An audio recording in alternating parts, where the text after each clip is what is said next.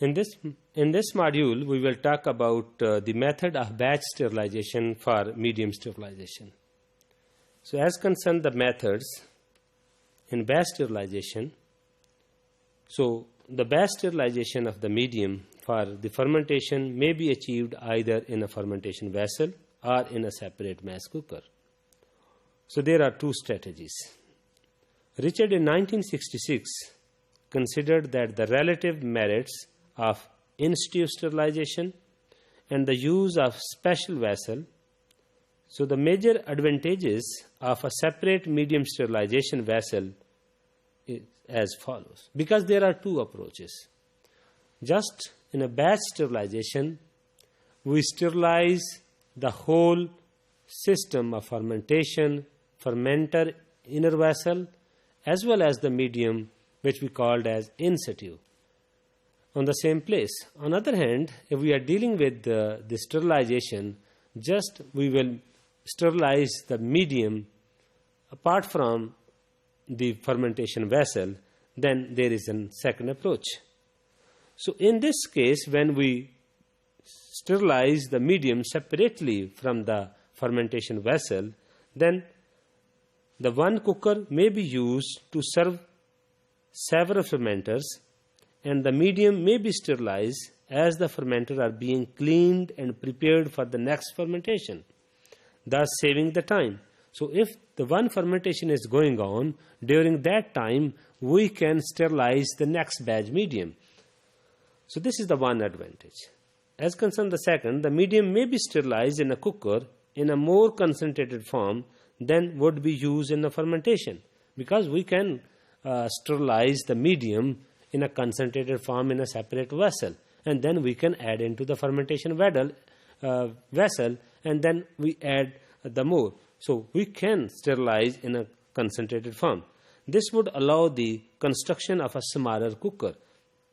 So in some fermentation, the medium is at its most viscous during the sterilization, and the power requirement for agitation is not elevated by the aeration as it would be during the fermenter properly.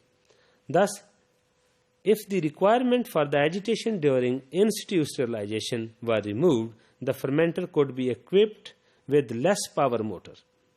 So obviously the sterilization kettle would have to equipped with the powerful motor, but this would provide the sterile medium for several fermenters. So as concerned the fourth, the fermenter would be spared the corrosion which may occur with medium at high temperature. As concerned the major disadvantages of a separate medium sterilization vessel, so first one is the cost of constructing the batch medium sterilizer, that is much the same as the fermenter, because if we design a separate vessel for the sterilization, we need some specific material, almost the equivalent and equal cost to the fermenter vessel.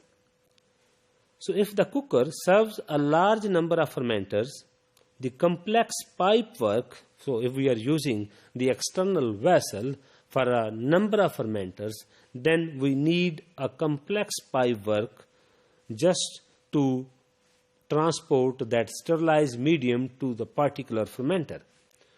So that is necessary, and that pipe system and the transport system also need and the decontamination, and with the inherent danger of the contamination. So there is a risk. So if we sterilize and then there is a transportation through that complex pipe system, then there is a chance of contamination through those pipes and lines.